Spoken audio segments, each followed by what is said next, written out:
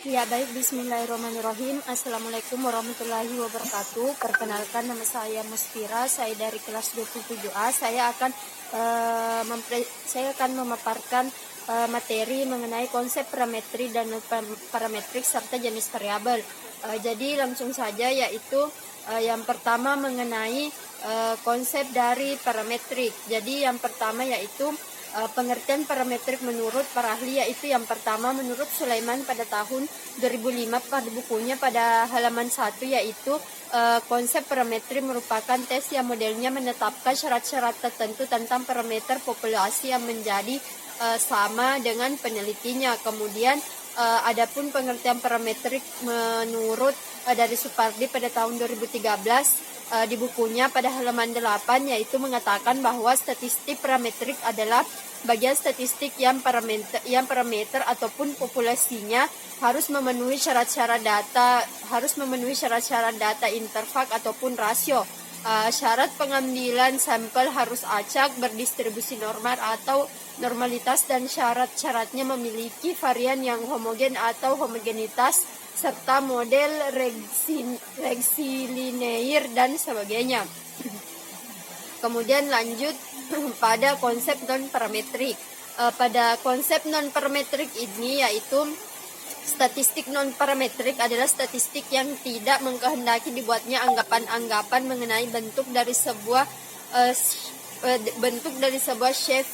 shape of distribution, yang artinya yaitu dengan demikian merupakan statistik sebaran bebas.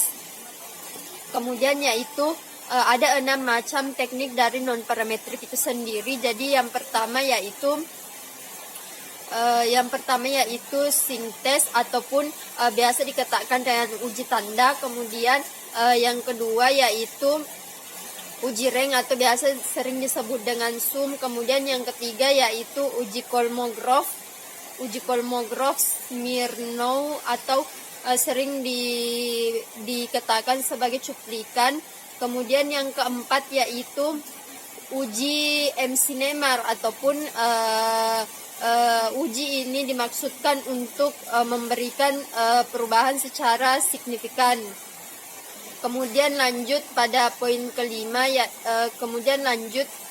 pada jenis-jenis variabel. Jadi jenis-jenis variabel yaitu yang pertama yaitu menurut dari Suharsini Arikunto. Nah, Suharsini Arikunto ini mengemukakan pendapatnya pada tahun 1998, yang mana di sini mengatakan bahwa variabel penelitian adalah objek penelitian atau apa yang akan diteliti ataupun apa yang menjadi perhatian suatu titik penelitian terhadap suatu penelitian. Kemudian lanjut jadi dapat disimpulkan mengenai pengertian dari variabel penelitian ini. Jadi variabel penelitian adalah segala sesuatu yang akan menjadi objek perhatian dalam penelitian, ataupun bisa dikatakan bahwa variabel penelitian ini apa yang menjadi titik perhatian dari sebuah penelitian.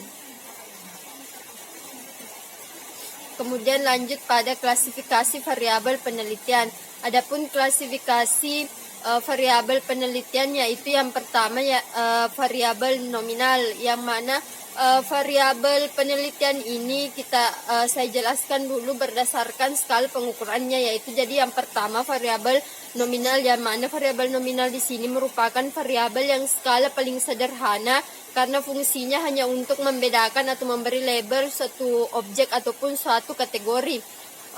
Suatu subjek atau suatu kategori. Kemudian yang kedua yaitu variabel ordinal. Variabel ordinal di sini adalah variabel yang dibedakan menjadi beberapa secara bertingkat.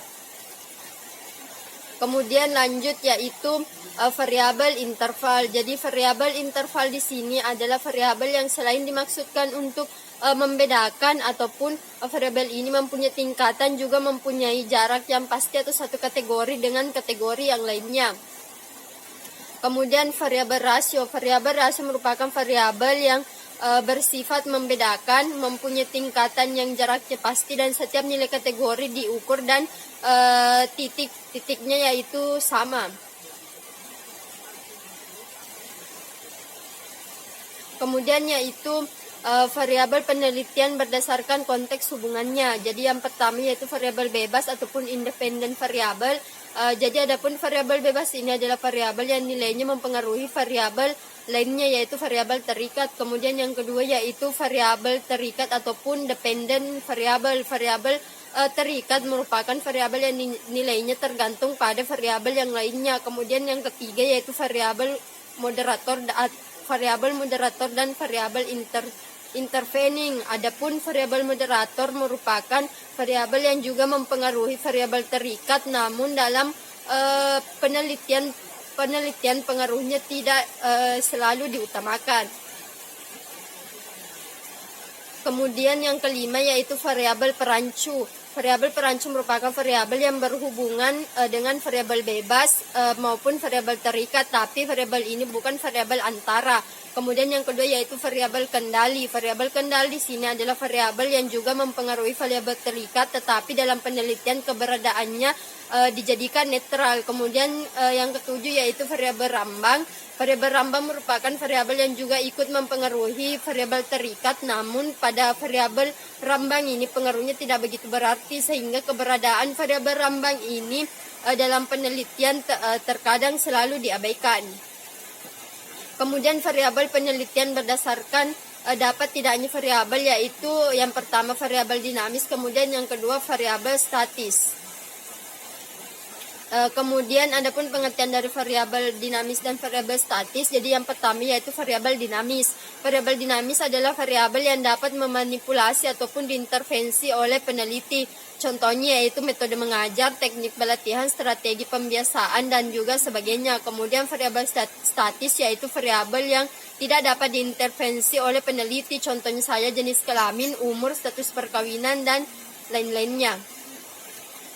Kemudian itulah yang bisa saya sampaikan mengenai konsep penelitian parametrik dan non parametrik.